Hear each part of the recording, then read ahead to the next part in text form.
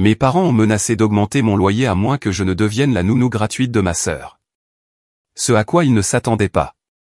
Mes parents ont essayé de me forcer à être la nounou gratuite de ma sœur en menaçant d'augmenter mon loyer, alors j'ai déménagé et ils ont perdu leur vache à lait. Salut, Reddit.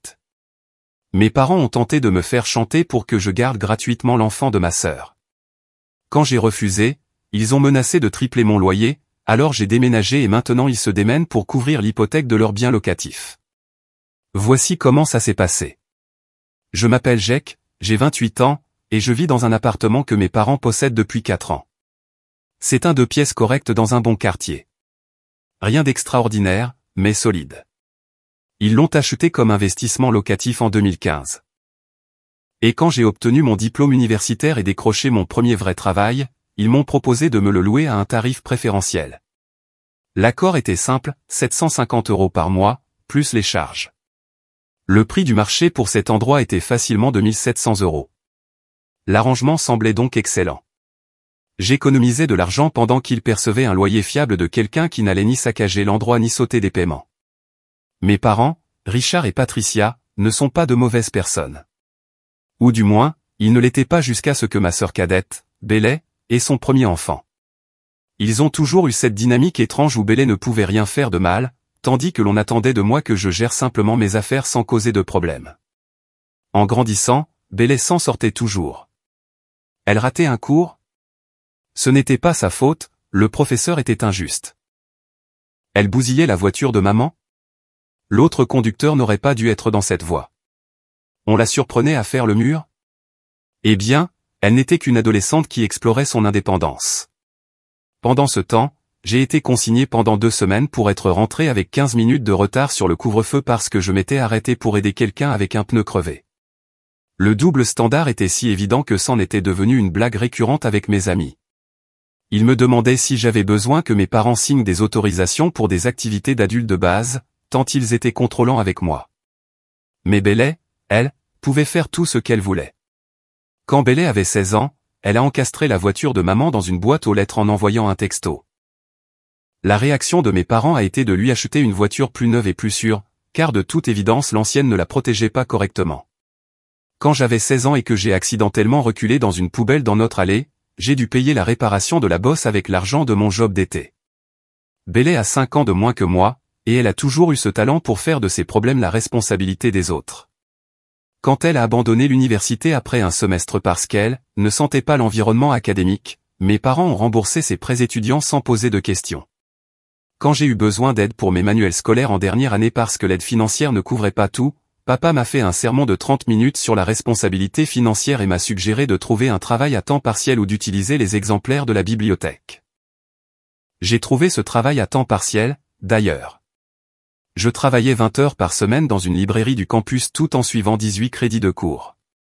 Bélé a passé cette même année à travailler à temps partiel dans un magasin de vêtements, démissionnant au bout de 3 mois parce que son manager était constamment sur son dos, en s'attendant à ce qu'elle arrive à l'heure. Le favoritisme était si flagrant que même mes grands-parents l'avaient remarqué. Mon grand-père m'a dit un jour à Thanksgiving qu'il respectait la façon dont j'avais tracé ma propre voie sans constamment demander l'aumône. C'était sa manière polie de dire que Bélé était gâté et que tout le monde le savait. Ma grand-mère me glissait de l'argent quand mes parents ne regardaient pas, me chuchotant que je le méritais pour être si responsable.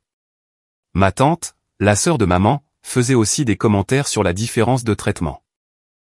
Elle disait des choses comme « C'est intéressant de voir que Bélé semble toujours avoir besoin d'aide alors que Jack se débrouille très bien tout seul. » Maman se mettait sur la défensive et changeait de sujet, mais tout le monde pouvait le voir.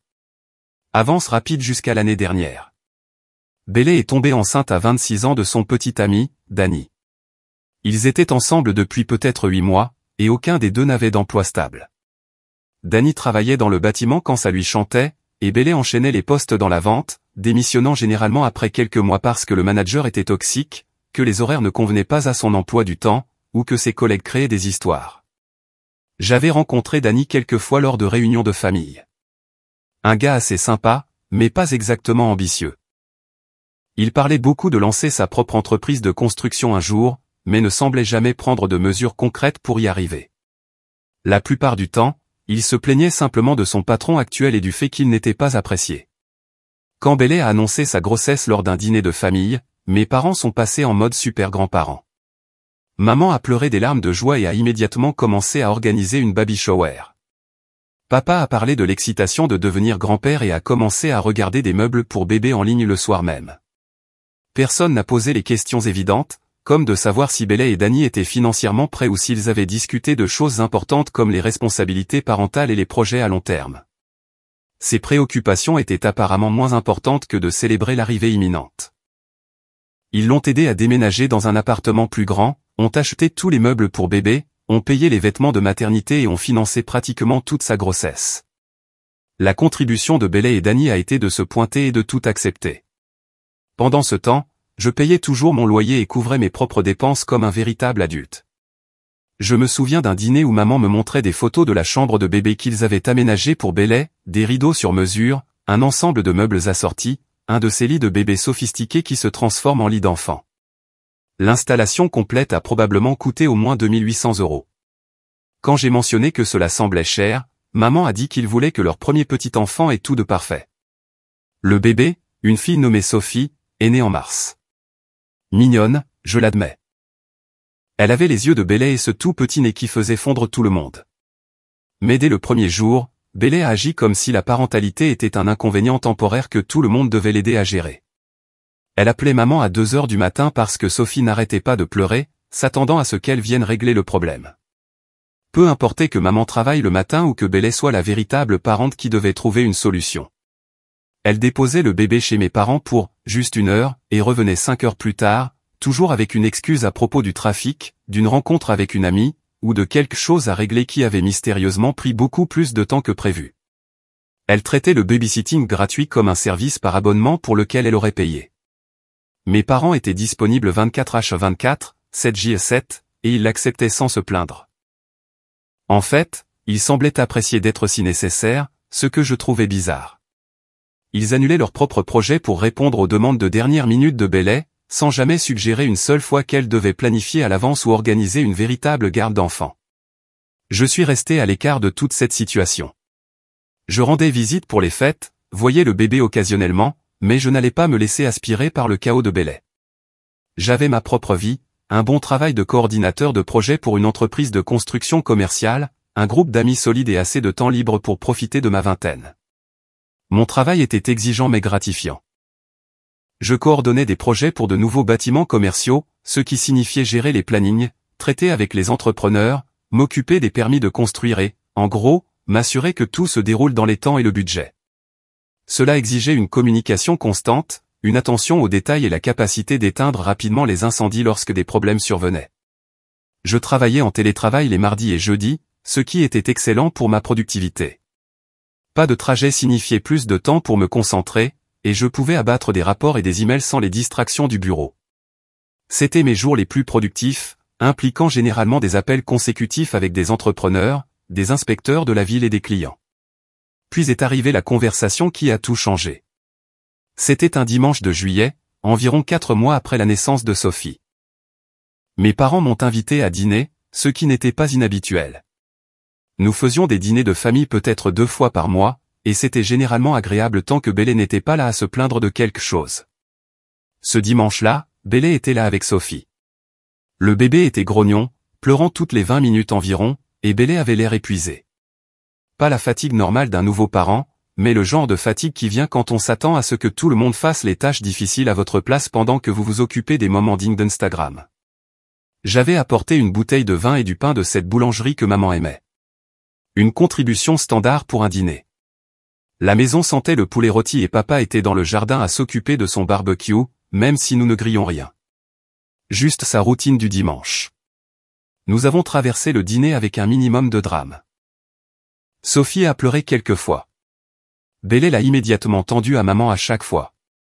Et papa a fait des blagues sur le fait que les bébés étaient exigeants tout en ne faisant absolument rien pour aider la dynamique familiale standard que j'avais vu se jouer des dizaines de fois. Maman avait préparé son repas dominical habituel, poulet rôti, purée de pommes de terre, haricots verts et petits pains. Tout était bon, bien que la conversation soit tendue. Bailey n'arrêtait pas de regarder son téléphone et semblait agacé d'être là.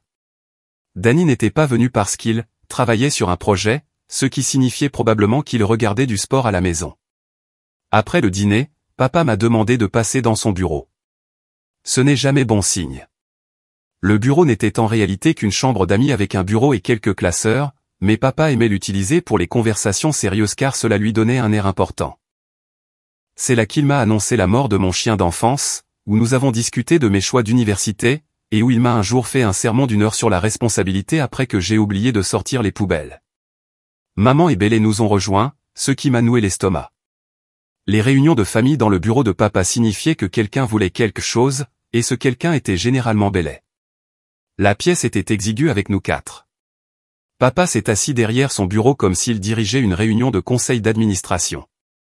Maman s'est perchée sur l'accoudoir du vieux fauteuil dans le coin. Bélé s'est appuyé contre le cadre de la porte, tenant toujours son téléphone.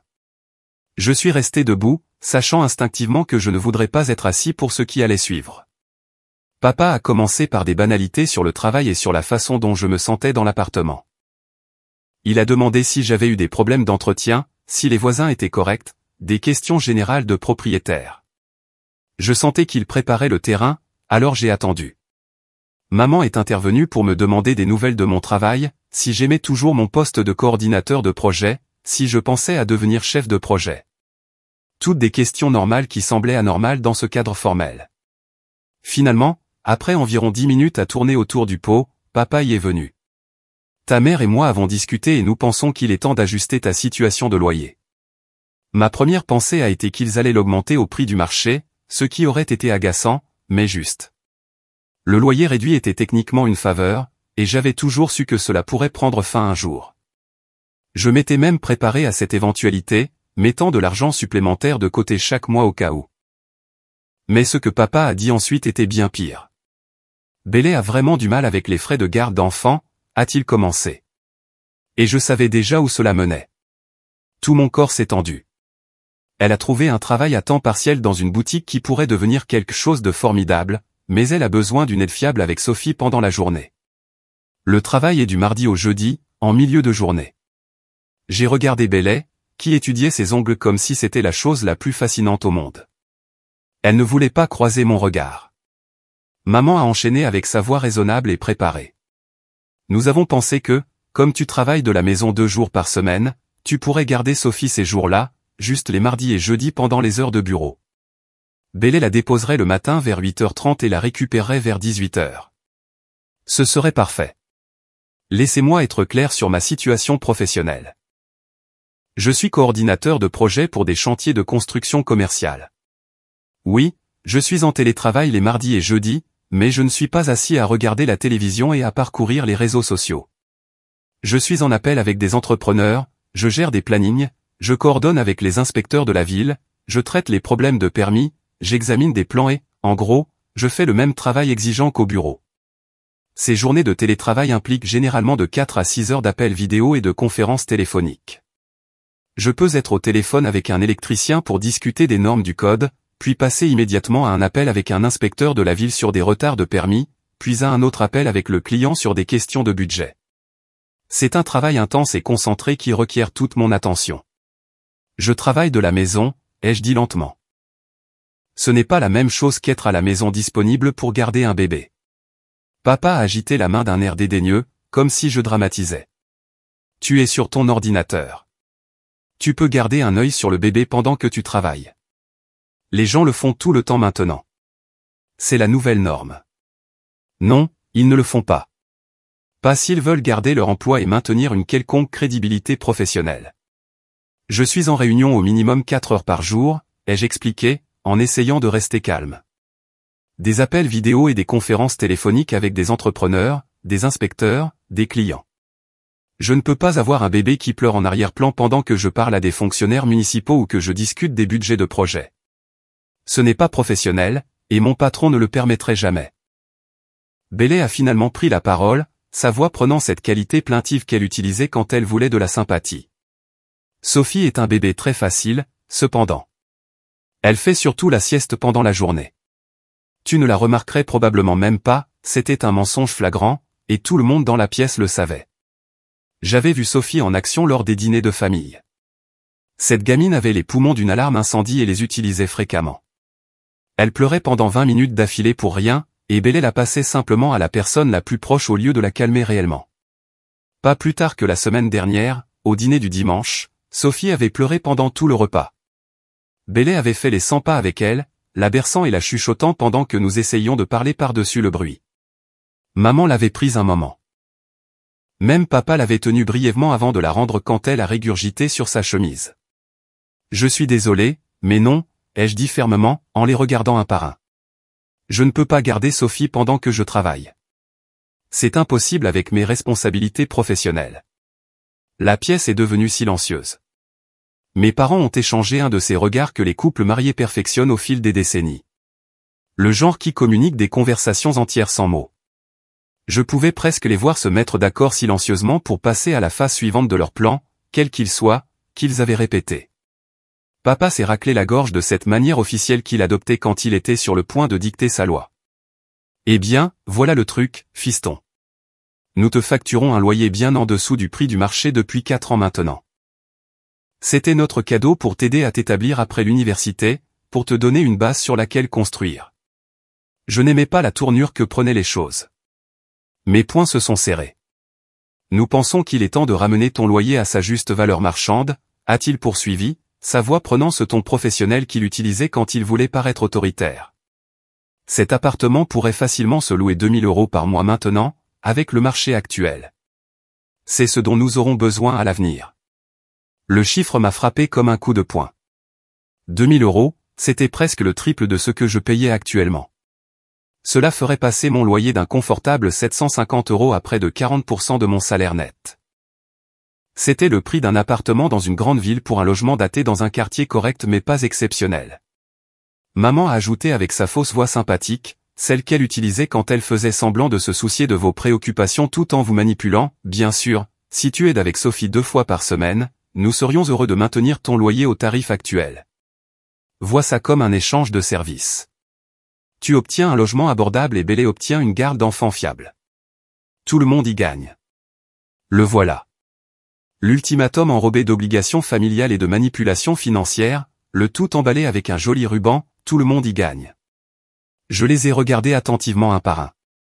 Papa, assis derrière son bureau, essayant de paraître autoritaire et professionnel. Maman, avec son expression sympathique étudiée qui n'atteignait pas ses yeux. Bélé, étudiant toujours ses ongles, probablement pour éviter d'avoir l'air coupable de participer à cette embuscade qu'ils avaient clairement planifiée ensemble. Le calcul dans ma tête a été instantané. 16 heures de garde d'enfants par semaine, multipliées par environ 4 semaines par mois, soit 64 heures par mois. Une garde d'enfants professionnelle dans notre région coûtait environ 15 à 20 € de l'heure. Il me demandait donc de fournir un service d'une valeur de 960 à 1280 € par mois tout en prétendant que je faisais une bonne affaire en économisant 1250 € de loyer. Sauf que je bénéficiais déjà de cette réduction de loyer. Il menaçait de me retirer un avantage existant à moins que j'accepte de travailler pour eux. Ce n'est pas un échange. C'est de l'extorsion. Laissez-moi voir si j'ai bien compris, ai-je dit lentement, en m'assurant de comprendre chaque partie de leur stratagème. Vous voulez que je fournisse 16 heures de garde d'enfants gratuites par semaine, sinon vous triplez mon loyer de 750 € à 2000 €. Nous ne demandons pas une garde gratuite, a protesté Bélé, levant enfin les yeux de son téléphone. Nous t'offrons une réduction sur le loyer en échange d'une aide à la famille. C'est juste. Que j'obtiens déjà. Vous menacez de me retirer ma réduction actuelle à moins que j'accepte de travailler pour vous. Papa a secoué la tête, son expression se durcissant. Ce n'est pas comme ça que nous voyons la situation. Nous ajustons simplement aux tarifs actuels du marché et nous proposons un arrangement alternatif qui profite à toutes les personnes impliquées. C'est une décision commerciale. Qui profite à tout le monde sauf à moi, ai-je fait remarquer. Je risquerais mon véritable emploi rémunéré en essayant de garder un bébé pendant les heures de travail. Tu dramatises, a dit Bélé en levant les yeux au ciel. Ce n'est pas si grave. Beaucoup de gens travaillent de la maison avec des enfants. Oui, beaucoup de gens qui ont choisi d'avoir des enfants et qui ont organisé leur carrière en conséquence. Je n'ai pas choisi ça, et ma carrière n'est pas conçue pour ça. Maman s'est penchée en avant, sa voix prenant ce ton suppliant. Jake, chérie, tu économiserais 1250 € par mois. C'est une somme importante. Pense à tout ce que tu pourrais faire avec ces économies, non? Et en échange, je fournirais une garde d'enfants qui coûterait normalement combien? 15 € de leur minimum. Donc 16 heures par semaine à 15 €, ça fait 240 € par semaine, soit environ 960 € par mois. De plus, je mettrais en péril mon véritable emploi rémunéré en essayant de garder un bébé pendant les heures de travail alors que je dois être professionnel et concentré. Le calcul n'était même pas proche d'être juste, et il le savait. Le silence qui a suivi mon calcul était révélateur. Bélé a sauté sur l'occasion, la voix montant. Tu en fais toute une histoire. Sophie, c'est la famille. La famille s'entraide. C'est ce que les gens font. La famille ne menace pas de tripler le loyer de quelqu'un pour le forcer à travailler gratuitement, ai-je rétorqué. Du travail gratuit? La voix de Bélé a monté d'une octave, prenant ce ton indigné qu'elle utilisait quand on la mettait au pied du mur. Je t'offre la possibilité de faire partie de la vie de ta nièce, de créer un lien avec elle. C'est un cadeau, pas du travail. En la laissant dans mon appartement 2 fois par semaine pendant que j'essaie de travailler. Ce n'est pas un moment de complicité, Bélé. C'est toi qui as besoin d'une babysitter gratuite et qui manipule la situation pour en avoir une. Papa s'est levé, essayant de reprendre le contrôle de la conversation. Fiston, je pense que tu n'es pas raisonnable. C'est une bonne opportunité pour toutes les personnes impliquées. Bélé obtient l'aide dont elle a désespérément besoin. Tu conserves un loyer abordable dans un super quartier, et Sophie passe du temps de qualité avec son oncle. C'est gagnant-gagnant. Et mes besoins à moi? Ai-je demandé, entendant ma voix s'élever malgré ma tentative de rester calme. J'ai besoin de faire mon travail sans distraction. J'ai besoin de maintenir ma réputation professionnelle. J'ai besoin que mon logement ne soit pas pris en otage pour des exigences de garde d'enfants qui n'ont rien à voir avec moi. Personne ne prend rien en otage, a dit maman, sa voix devenant tendue et défensive. Nous avons une discussion familiale sur un arrangement mutuellement bénéfique. Tu déformes la situation. Alors discutez-en sans menace financière. Dites à Bélé de trouver une vraie garde d'enfants comme tous les autres parents qui travaillent en Amérique. Les yeux de Bélé se sont remplis de larmes. Sa technique habituelle quand les choses n'allaient pas dans son sens. J'avais vu ce spectacle 1 millier de fois en grandissant. Je n'ai pas les moyens d'aller dans une crèche normale. Sais-tu à quel point c'est cher? J'essaie de retourner travailler, d'être responsable et de contribuer. Et mon propre frère ne veut même pas m'aider quand j'en ai le plus besoin. Tu pourrais te le permettre si toi et Dany travailliez tous les deux à temps plein au lieu de traiter l'emploi comme une option. Dany cherche du travail, a-t-elle protesté. Dany cherche du travail depuis avant la naissance de Sophie. Pendant ce temps, vous vous attendez à ce que je subventionne votre situation de garde d'enfant en sacrifiant mon temps de télétravail et en payant un loyer au prix du marché si je refuse. Tu es égoïste, a dit Bélé sèchement, séchant ses larmes aussi vite qu'elle les avait invoquées. Je suis réaliste. J'ai une carrière pour laquelle j'ai travaillé dur. Je ne peux pas la mettre en péril parce que toi et Dany avez refusé de planifier ou de prendre la responsabilité de votre propre situation. Papa s'est levé, signalant que la conversation était terminée dans son esprit. Nous te donnons une semaine pour y réfléchir et considérer ce qui est vraiment important. Mais comprends bien qu'à partir du 1er août, ton loyer sera de 2 000 € par mois, à moins que tu n'acceptes d'aider ta sœur. C'est comme ça. Je me suis levé aussi, le regardant droit dans les yeux. Ne vous donnez pas la peine de me donner une semaine. Ma réponse est non. Envoyez-moi les papiers du bail pour le nouveau tarif, et je trouverai une solution pour mon logement. Maman avait l'air sincèrement choquée, comme si elle ne pouvait pas croire que je refusais vraiment. Tu préférerais payer le triple du loyer plutôt que d'aider avec ta nièce 2 fois par semaine? Je préfère maintenir mes limites professionnelles et ne pas être financièrement manipulé par ma propre famille. Oui. C'est ça que fait la famille, a dit Bélé à travers de nouvelles larmes. Elle s'entraide dans les moments difficiles. Tu as raison. La famille s'entraide. Elle ne l'extorque pas avec des menaces de loyer. Je suis sorti du bureau de papa, le cœur battant, j'ai pris mes clés sur le comptoir de la cuisine où je les avais laissées et je me suis dirigé vers la porte. Derrière moi, j'entendais Bélé pleurer plus fort et maman dire quelque chose sur le fait que j'étais déraisonnable et ingrat. Le trajet du retour était surréaliste. Mes propres parents venaient de menacer de tripler mon loyer à moins que je ne devienne la nounou non rémunérée de Bélé.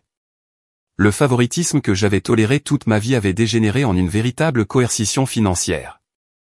Ils n'essayaient même plus de le cacher. Ce soir-là, je me suis assis dans mon salon, le salon que j'avais appelé ma maison pendant 4 ans, et j'ai commencé à faire des calculs.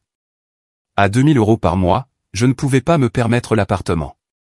Pas si je voulais maintenir une qualité de vie ou continuer à épargner pour mon avenir. Je paierais près de 40% de mon revenu net juste en loyer.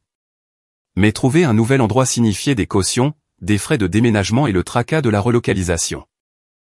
De plus, je perdrais le tarif avantageux dont je profitais depuis 4 ans. Je m'étais habitué ici, j'avais construit une vie dans ce quartier. Plus j'y pensais, plus je devenais en colère. Ils avaient monté toute cette situation pour me piéger. Soit j'acceptais de devenir la garde d'enfants gratuite de Bel Air et de garder un loyer abordable, soit je refusais et je me faisais expulser par le prix de l'appartement dans lequel je vivais, que j'entretenais et que je payais de manière fiable depuis des années. C'était de la manipulation déguisée en obligation familiale. Et ils l'avaient clairement planifié ensemble. L'invitation à dîner, la mise en scène avec Bel Air et Sophie, la réunion de famille dans le bureau de papa, l'ultimatum. Tout était coordonné pour maximiser la pression sur moi afin que j'accepte. J'ai envoyé un texto à mon meilleur ami, Kevin. Urgence. Besoin de parler maintenant. Kevin est arrivé 20 minutes plus tard avec des sandwichs de notre traiteur préféré et a écouté pendant que je lui expliquais toute la situation.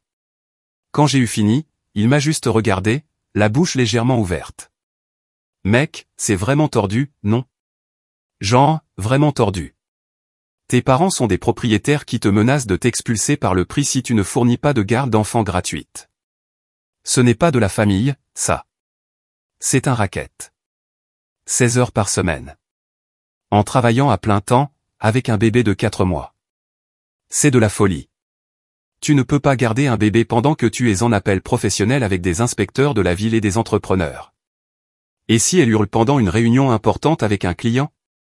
Tu aurais l'air complètement non professionnel. Ils s'en fichent. Ils veulent juste que Bel Air ait une garde d'enfants gratuite et ils utilisent ma situation de logement pour l'imposer. Kevin a réfléchi un moment, en mâchant son sandwich. Qu'est-ce que tu vas faire? Je pense que je vais déménager. Sérieusement? Tu adores cet endroit. Quel choix ai-je? Soit je les laisse me manipuler dans cet arrangement, soit je trouve un autre endroit où vivre. Et si je cède maintenant, ils ne feront que pousser davantage. La prochaine fois, ce sera 3 jours par semaine, puis à plein temps, puis les week-ends. Mais ça va te coûter cher, le déménagement, les cautions, un loyer plus élevé ailleurs. Moins que de perdre mon travail parce que je ne peux pas me concentrer pendant des réunions importantes, et certainement moins que de laisser ma famille penser qu'elle peut me contrôler avec des menaces de loyer chaque fois qu'elle veut quelque chose. Kevin a hoché la tête lentement. Respect. Il faut un sacré courage pour renoncer à un loyer avantageux. Ce n'est pas vraiment avantageux si ça vient avec des conditions qui pourraient me coûter ma carrière. Au cours des 3 jours suivants, j'ai cherché un appartement comme si c'était mon travail à plein temps. J'ai épluché les annonces en ligne, programmé des visites pendant mes pauses déjeuner et calculé exactement ce que je pouvais me permettre sans détruire mes économies ou ma qualité de vie. La plupart des logements dans mon quartier actuel étaient chers. 2500 à 1800 € pour un T2, même pas aussi bien que mon logement actuel. Le marché était devenu fou ces dernières années, mais j'ai trouvé un appartement décent à environ 20 minutes de plus de mon travail pour 1300 € par mois. Pas aussi bien que le premier, mais propre, sûr, récemment rénové, et le mien, sans conditions familiales. L'appartement se trouvait dans un immeuble un peu plus ancien, mais bien entretenu. Le logement avait été mis à jour avec de nouveaux appareils électroménagers et de la peinture fraîche. Il était plus petit, juste un T2 comparé à mon T3 actuel, mais honnêtement, je n'avais pas besoin de l'espace supplémentaire. J'utilisais la deuxième chambre comme bureau à domicile, et le nouvel endroit avait assez de place dans le salon pour mon bureau. Le propriétaire était professionnel et direct. Il a vérifié mes antécédents, vérifié mon emploi, vérifié ma cote de crédit et a approuvé ma demande en 48 heures. Nous avons signé le bail le jeudi soir. Date d'emménagement, 1er août. Mes parents ont appelé 2 fois pendant cette période. Je n'ai répondu à aucun des 2 appels. Ils ont laissé des messages vocaux de plus en plus urgents. Le premier était de papa, me demandant si j'avais réfléchi à leur offre et me rappelant que le mois d'août approchait. Le second était de maman, disant qu'il devait finaliser la situation du loyer d'août et me demandant de les rappeler pour discuter des termes. Finalement, le vendredi soir, j'ai rappelé mon père. Je me suis dit qu'il valait mieux crever l'abcès. As-tu pris une décision, a-t-il demandé sans préambule ni salutation. Droit au but. Oui, je déménage. J'ai signé un bail pour un nouvel endroit aujourd'hui. Silence à l'autre bout du fil. Un long silence lourd qui a duré au moins 10 secondes. Tu déménages. C'est ce que j'ai dit. J'aurai tout vidé d'ici le 31 juillet, et vous pourrez trouver de nouveaux locataires qui paieront votre prix du marché. Fiston, ne sois pas impulsif. Parlons-en rationnellement. On a déjà parlé. Vous avez clairement exposé votre position, et j'expose clairement la mienne. Je ne suis pas intéressé par une coercition financière pour fournir une garde d'enfant. Maman a pris le téléphone, et je pouvais entendre la panique dans sa voix. Jake, s'il te plaît, ne fais pas ça. On peut trouver un arrangement. Peut-être juste un jour par semaine ou des heures plus courtes. Vous m'avez offert une seule option, fournir une garde d'enfant gratuite ou payer le triple du loyer. Je choisis l'option 3, trouver mon propre logement sans manipulation. Mais l'appartement, nous pensions que tu l'adorais. Tu y es depuis 4 ans. Je l'adorais. Passé composé. Il s'avère que vivre quelque part vient avec des conditions que je ne suis pas prêt à accepter. Tu es rancunier et immature, a-t-elle dit, sa voix se durcissant. Je suis indépendant. Il y a une différence. Papa a repris le téléphone, sa voix prenant ce ton de négociation. D'accord, on va réduire le loyer. Que dirais-tu de 1100 €? C'est toujours une bonne affaire pour toi, et on fait un pas vers toi. Et que se passera-t-il dans 6 mois quand Bélé aura besoin de plus d'aide? Vous menacerez simplement de l'augmenter à nouveau? Non merci. Je m'en vais. Et ta sœur? Elle compte sur toi. Elle a besoin du soutien de la famille en ce moment. Bélé compte sur tout le monde sauf sur elle-même et Danny. Peut-être que perdre son option de garde d'enfant gratuite les motivera à planifier réellement leurs finances et à agir comme des adultes. C'est froid, Jake. C'est vraiment froid. C'est la réalité, papa. Je dois y aller. J'ai des cartons à faire. J'ai raccroché avant qu'il ne puisse répondre et je me suis immédiatement senti plus léger. La décision était prise et il n'y avait pas de retour en arrière possible. Les 2 semaines suivantes ont été chaotiques mais déterminées. J'ai emballé 4 ans de biens accumulés. Livres, vêtements, ustensiles de cuisine, meubles, toutes ces choses diverses que l'on collectionne sans s'en rendre compte. J'ai organisé les déménageurs, programmé les transferts de services publics, mis à jour mon adresse auprès de mon travail et des banques, et me suis préparé en général à quitter l'appartement que j'avais appelé ma maison depuis l'obtention de mon diplôme. Mes parents ont essayé plusieurs fois de me faire changer d'avis. Papa a envoyé des textos sur la loyauté familiale et sur le fait que je gâchais une belle opportunité par orgueil.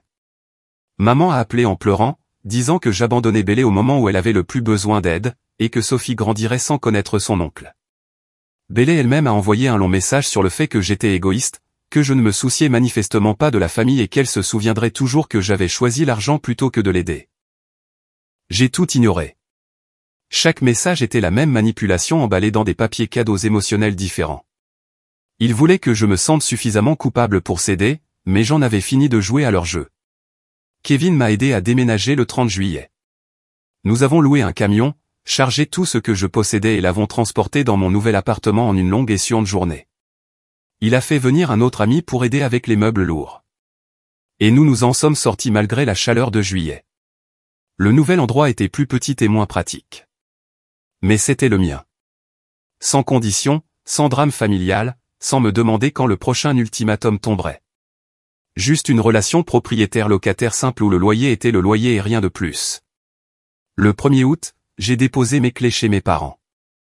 Papa a ouvert la porte, l'air épuisé, des cernes sous les yeux. « Tu l'as vraiment fait ?» a-t-il dit, en regardant les clés dans sa main comme si c'étaient des objets étrangers. « Je l'ai vraiment fait. Ta mère est dévastée. Elle pleure depuis des jours. Maman est contrariée parce que sa manipulation n'a pas fonctionné. Il y a une différence. On essayait d'aider Bélé. C'est ta sœur. En me menaçant. Ce n'est pas de l'aide, papa. C'est de l'extorsion. Ne dramatise pas. On t'a donné des options. Vous m'avez donné un ultimatum, être la nounou gratuite de Bélé ou payer le triple du loyer. Ce ne sont pas des options. C'est de la coercition. Il n'a pas eu de réponse à ça. Il est juste resté là, tenant mes clés. Bonne chance pour louer l'endroit, ai-je dit. Je suis sûr que vous trouverez quelqu'un prêt à payer 2000 € pour cette cuisine démodée et ses sanitaires d'origine de 1995. Je suis parti avant qu'il ne puisse répondre, me sentant vraiment libre pour la première fois depuis des mois. Les retombées ont été prévisibles et rapides. Mes parents ont cessé de me parler, à part des textos occasionnels sur leur déception et sur le fait que j'avais changé. Bélé a publié des messages vagues sur les réseaux sociaux sur la trahison familiale et sur le fait de découvrir qui se soucie vraiment de vous quand vous en avez besoin. Un message montrait une photo de Sophie avec une légende sur le fait que certaines personnes choisissent l'argent plutôt que la famille. J'ai bloqué la plupart de leurs réseaux sociaux et je me suis concentré sur mon installation dans mon nouvel appartement. Mais voici ce à quoi ils ne s'attendaient pas. L'appartement est resté vide pendant des mois. Août est passé sans locataire. Il l'avait mis en location à 2000 €, comme il l'avait menacé. Mais personne ne voulait payer autant pour un T3 daté dans ce quartier. Le marché ne soutenait tout simplement pas leur prix gonflé. Septembre est arrivé et reparti, toujours vide. J'ai appris par ma tante qu'ils commençaient à paniquer à propos des mensualités de l'hypothèque sans aucun revenu locatif. En octobre, ils ont baissé le prix à 1800 €. Toujours pas de preneur. Il s'est avéré que les gens qui cherchaient dans cette gamme de prix s'attendaient à des finitions modernes et à des appareils électroménagers récents, pas à des installations d'origine de 1995 et à des comptoirs en formica. Novembre est arrivé et il devenait désespéré. Papa m'a appelé pour me demander si je connaissais quelqu'un qui cherchait une location. Sa voix était tendue, essayant de paraître décontracté mais clairement stressé. Je lui ai dit que je demanderais autour de moi et je n'en ai jamais parlé à personne. Décembre est arrivé et j'ai appris par ma tante qu'ils avaient de nouveau baissé le prix, 1500 € maintenant, bien moins que leur menace de prix du marché et à peine le double de ce que j'avais payé. Ils ont finalement trouvé des locataires en janvier, 8 mois complets après mon déménagement. Les nouveaux locataires étaient un jeune couple payant 1450 €, moins que les 1700 € de valeur marchande sur lesquels ils avaient insisté et presque le double de ce que j'avais payé fidèlement pendant 4 ans. Mais voici le calcul qui leur a vraiment fait mal. J'avais payé 750 € par mois pendant 4 ans d'affilée. C'est 36 000 € de loyer fiable et ponctuel qui couvraient leur hypothèque et quelques frais d'entretien. Je n'avais jamais été en retard. Jamais causé de problème. Je ne les avais jamais appelés à minuit pour des problèmes mineurs. En essayant de me soutirer 1250 € supplémentaires par manipulation, ils avaient perdu 8 mois de loyer complet, soit environ 11 600 € de mensualité d'hypothèque manquée qui sont sortis directement de leur poche. Puis ils ont dû se contenter de 1450 € d'étrangers au lieu de 750 € de leur fils, qui prenait réellement soin de l'endroit et réparait lui-même les problèmes mineurs. La réalité était simple. Ils avaient été avides, avaient essayé de tirer parti de mon logement pour une garde d'enfants gratuite, et s'étaient tiré une balle dans le pied. Ma tante m'a rendu visite en février et m'a mis au courant de tout ce que j'avais manqué. Elle avait toujours été la personne raisonnable de la famille, celle qui voyait clair dans le favoritisme et n'avait pas peur de le reconnaître discrètement. « Tes parents sont stressés », m'a-t-elle dit autour d'un café dans mon nouvel appartement. La situation de la location a été difficile pour eux financièrement. Ils ont créé cette situation eux-mêmes. Je sais. Je l'ai dit à ta mère, bien qu'elle n'ait pas voulu l'entendre. Elle m'a expliqué que Bélé avait finalement trouvé une crèche subventionnée grâce à un programme du comté. Après avoir postulé et s'être inscrite sur une liste d'attente, Bélé se plaignait constamment des horaires et de la qualité, disant que l'établissement n'était pas aussi bien que les crèches privées et que le personnel n'était pas aussi attentif qu'elle le souhaitait. Dany avait finalement trouvé un emploi à temps plein dans un entrepôt après que les allocations de Bélé aient expiré et qu'elle ne pouvait plus se permettre d'être la seule à travailler à temps partiel. Il s'avère que la nécessité est une puissante source de motivation. Mes parents, pendant ce temps, étaient stressés par la propriété locative. Les nouveaux locataires étaient des gens bien, mais exigeants, appelant pour chaque problème d'entretien mineur et s'attendant à des réponses immédiates. Après des années où je m'occupais moi-même des petites réparations et n'appelais que pour les problèmes majeurs, ils avaient oublié ce qu'était la véritable gestion locative. Ta mère a mentionné qu'elle serait prête à parler si tu appelais, a dit ma tante prudemment. Parler de quoi? De la façon dont ils ont essayé de me manipuler pour une garde d'enfants gratuite en menaçant de tripler mon loyer. Elle dit que ce n'était pas de la manipulation. Elle dit que c'était une solution familiale qui aurait aidé tout le monde. Comment appelleriez-vous le fait de menacer de tripler le loyer de quelqu'un à moins qu'il n'accepte de travailler gratuitement? Ma tante a soupiré. Je ne les défends pas. Je te dis juste ce qu'elle a dit. Notez. Mais je ne suis pas intéressé par une réconciliation avec des gens qui pensent que les menaces financières sont une communication familiale acceptable. C'est juste. Je ne peux pas t'en vouloir. Je suis resté dans mon nouvel appartement jusqu'au printemps. Il n'était pas aussi bien que le précédent à certains égards. Plus petit, un peu plus loin du travail, un bâtiment plus ancien. Mais ma vie était objectivement meilleure sans l'ingérence de ma famille. En mai, j'ai reçu un texto inattendu de Belay. On peut parler? Je n'ai pas répondu immédiatement. Quoi qu'elle veuille, je n'étais pas intéressé à replonger dans leur dysfonctionnement ou à me laisser entraîner dans un nouveau drame. Elle a renvoyé un texto 1 heure plus tard. Je sais que tu es en colère. Je comprends. Mais j'ai besoin de te parler de quelque chose d'important. S'il te plaît. Contre mon meilleur jugement et les conseils de Kevin, j'ai accepté de la rencontrer dans un café neutre. Je me suis dit que c'était mieux qu'elle ne se pointe à mon appartement ou à mon travail. Belay est arrivée avec 15 minutes de retard, l'air fatigué, mais plus posé que la dernière fois que je l'avais vue. Sophie était avec la mère de Danny pour l'après-midi, a-t-elle expliqué. Merci de me rencontrer, a-t-elle commencé, en tripotant sa tasse de café. Que veux-tu, Belay? Je voulais m'excuser pour toute cette histoire de loyer l'été dernier. Pour tout. Cela m'a complètement pris au dépourvu. Belay ne faisait pas dans les excuses. Elle faisait dans les prétextes, les justifications et le rejet de la faute, mais pas les excuses sincères. Tu t'excuses? Oui. J'y ai beaucoup réfléchi ces derniers mois, et ce que nous avons fait était mal. Maman et papa n'auraient pas dû te menacer comme ça, et je n'aurais pas dû accepter ça ou m'attendre à ce que tu sacrifies ton travail pour mes besoins de garde d'enfant. Qu'est-ce qui a changé? Elle a ri amèrement. La réalité. Il s'avère qu'être réellement responsable de son propre enfant est difficile et coûteux, et que personne ne va vous apporter des solutions sur un plateau simplement parce que vous le voulez ou que vous pensez mériter de l'aide. Donc, tu as compris ça après mon départ. À peu près. Danny et moi travaillons tous les deux à plein temps maintenant. Sophie est à la crèche 5 jours par semaine, et on s'en sort. Ce n'est pas facile, et on est fauché la plupart du temps, mais ça marche. On fonctionne enfin comme des adultes, pour une fois. Tant mieux pour vous. Sérieusement, je le pense. Cependant, j'ai eu tort de m'attendre à ce que tu sacrifies ton travail et ta vie pour me faciliter la mienne. Ce n'était pas juste et ce n'était pas correct. Tu as travaillé dur pour construire ta carrière et je n'avais aucun droit de te demander de la risquer. Non, tu ne l'avais pas, j'ai dit à maman et papa qu'ils avaient tort, aussi. Ils ne veulent pas l'entendre, mais je l'ai dit quand même. Plusieurs fois. C'était probablement la chose la plus mature que Belay m'ait jamais dite. J'ai étudié attentivement son visage, cherchant des signes de manipulation ou d'intention cachée, mais elle semblait sincèrement sincère. Comment l'ont-ils pris? Pas bien. Ils sont toujours convaincus que tu as surréagi et qu'ils essayaient juste de m'aider. Ils ne voient pas en quoi menacer de tripler ton loyer était manipulateur. Ils ont menacé de tripler mon loyer, Belay. De 750 € à 2000 €, à moins que je ne fournisse 16 heures de garde d'enfants gratuites par semaine. Je sais. J'étais là. Je dis qu'ils ont tort.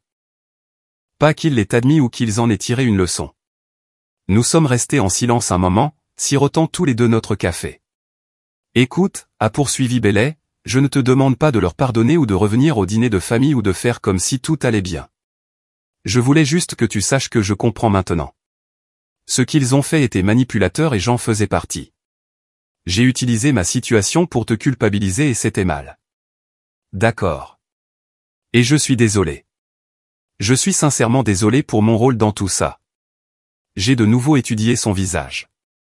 Elle semblait sincère, ce qui était inhabituel et légèrement déconcertant.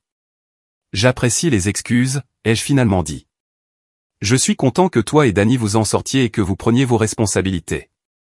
On essaie. Ce n'est pas parfait, mais on essaie. Danny se comporte enfin comme un vrai partenaire au lieu de simplement parler de projets futurs qui ne se réalisent jamais. C'est tout ce que l'on peut faire. Se montrer et essayer. Elle a souri, et pour la première fois depuis des années, cela semblait authentique au lieu d'être manipulateur. Nous avons parlé encore une vingtaine de minutes de sujets neutres, le développement de Sophie, le travail de Danny à l'entrepôt, et le fait qu'il appréciait réellement d'avoir une structure, ma promotion au travail. C'était presque normal, comme des frères et sœurs qui prennent des nouvelles au lieu de naviguer dans une guerre familiale. En partant, Bailey a dit, si jamais tu veux voir Sophie, tu es le bienvenu. Sans pression, sans condition, sans attente. Juste. C'est ta nièce, et elle est en fait assez cool quand elle ne crie pas ou n'a besoin de rien. Peut-être un de ces jours. Cool. C'est tout ce que je voulais dire. Je ne me suis pas réconcilié avec mes parents. Ils envoient encore des textos occasionnels suggérant que j'ai surréagi et que je devrais passer à autre chose pour le bien de la famille. Ils ne se sont jamais vraiment excusés pour l'ultimatum ni n'ont reconnu que menacer de tripler mon loyer était mal. Bailey et moi nous envoyons des textos de temps en temps maintenant. Rien de profond ou de fréquent, juste des nouvelles occasionnelles et des photos de Sophie faisant des choses mignonnes de bébé. Ce n'est pas la relation fraternelle proche que certaines personnes ont, mais c'est quelque chose. Plus important encore, c'est honnête et ça ne vient pas avec des intentions cachées. Mes parents ont perdu leur locataire fiable, la confiance de leur fils et 8 mois de mensualité d'hypothèque parce qu'ils ont été avides et ont essayé de transformer une obligation familiale en travail forcé. Cela valait-il la peine de perdre leur relation avec moi pour essayer d'obtenir une garde d'enfants gratuite pour Bailey? Ils devront répondre à cette question eux-mêmes. Mais de là où je suis, dans mon appartement légèrement plus petit, avec mon loyer légèrement plus élevé et mon niveau de stress considérablement plus bas, payer ma propre voix sans manipulation ni ultimatum. La meilleure décision de ma vie. Si vous avez apprécié cette vidéo, n'hésitez pas à cliquer sur le bouton d'abonnement. Cela aide vraiment la chaîne et nous permet de vous proposer des histoires plus nombreuses et de meilleure qualité.